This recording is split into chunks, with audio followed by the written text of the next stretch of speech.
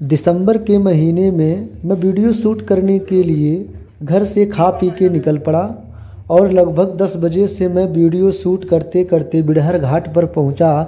जब बिडहर घाट पर पहुंचा तो उस समय शाम के 5 बज रहे थे और वहां पर मुझे स्थानीय लोगों से पता चला कि बिडहर से 15 किलोमीटर की दूरी पर मकरही नामक एक गांव है जहां पर 200 वर्षों पुरानी हवेली है और उस हवेली में शाम ढलने के बाद कोई नहीं जाता है।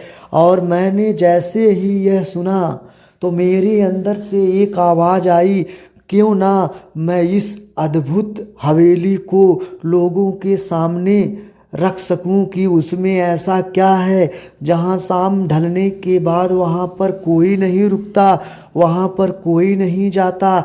ऐसी क्या बात है, ऐसा क्या रहस्य है उस हवेली में जहां पर शाम ढलने के बाद कोई नहीं रुकता। मैं इसका पता लगाने के लिए मैं शाम को 5 बजे के बाद सूरज ढल रहा था। मैं ये सोचा कि मैं कितना भी तेज़ गाड़ी चला लूं, मैं वहाँ पर पहुँचते पहुँचते रात हो जाएगी, अंधेरा हो जाएगा। इसीलिए मैंने अपना मन विचार बदल लिया और वहाँ से घर की तरफ रवाना हो गया।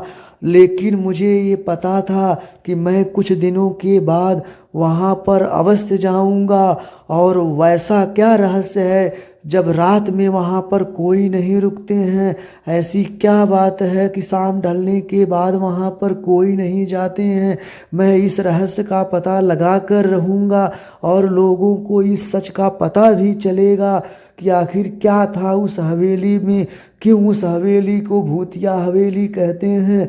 तो इन सब पता लगाने के लिए मैं 10-11 महीने बाद फिर नवंबर महीने में मैं पहुंचा।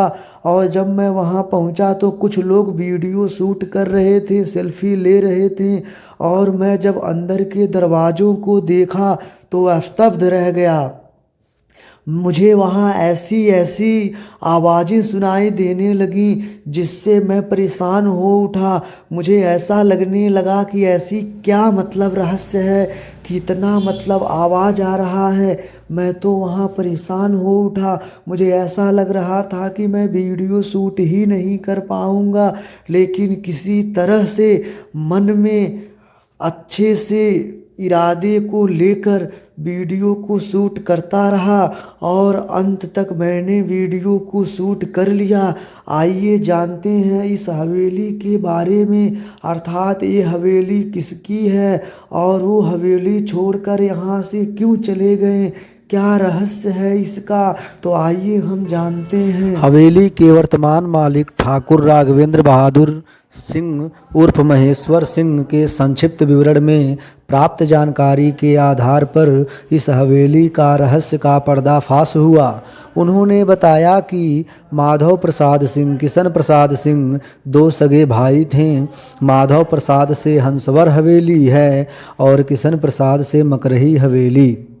बहुत गहरा इतिहास तो नहीं पता चला, लेकिन यह स्पष्ट था कि हंसवर और मकरही 6-7 पीढ़ियों पहले एक ही परिवार की 2 भिन्न शाखाएं थीं। बाकी का इतिहास खोजने के लिए मुझे फैजाबाद गजेटियर अर्थात राजपत्र का अवलोकन करना पड़ा।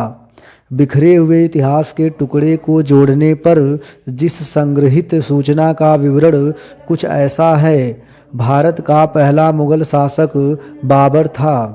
1526 से 1530 तक यानी अपने 4 साल के शासनकाल में अवध राज्य में जीत हासिल करने के लिए उसने जिसे अपना सेनापति बनाया वह था मीर बांकी। 1528 ईस्वी में मीर बांकी ने अयोध्या में निर्मित राम मंदिर को ध्वस्त करके उसकी नींव पर मस्जिद का निर्माण प्रारंभ करवाया। बाबर को खुश करने के लिए उसने इसका नाम रखा बाबरी मस्जिद। यह आज भी विवाद का विषय है कि बाबरी मस्जिद के निर्माण के लिए क्या बाबर ने मीर बांकी को आदेश दिया था या फिर यह उसका अपना निर्णय था। ये विवाद बाबर के हस्तक्षेप से सुलझ सकता था, लेकिन मस्जिद निर्माण के दौरान 1930 ईस्वी में उनका देहांत होने के साथ और यह और भी ज़्यादा उलझ गया। तब से चला विवाद अब जाकर अपने अंजाम तक पहुंचा है। पर बीते अब तक 500 सालों में लोगों ने बार बार बाबरी मस्जिद को ध्वस्त करके फिर से राम मंदिर का निर्माण करने के लिए अपना सर्वस्व न्यौछावर कर दिया। बात 1528 के बाद की है। राम मंदिर मीर बांकी द्वारा तोड़ा जा चुका था।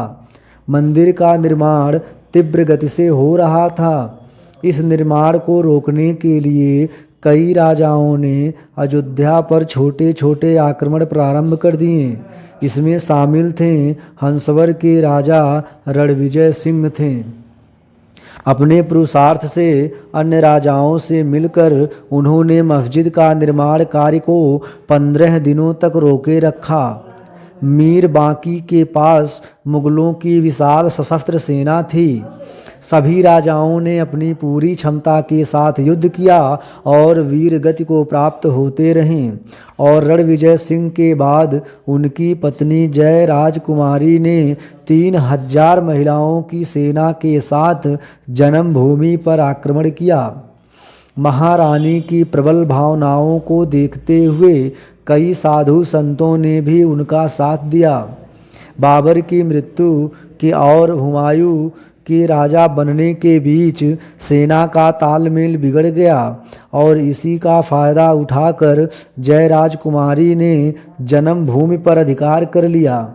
कुछ दिन बाद हुमायूं के आदेश पर शाही सेना ने अपनी पूरी ताकत से हमला बोला और कई साधु सन्यासियों के साथ ही महारानी जय कुमारी भी वीर गति को प्राप्त हुईं।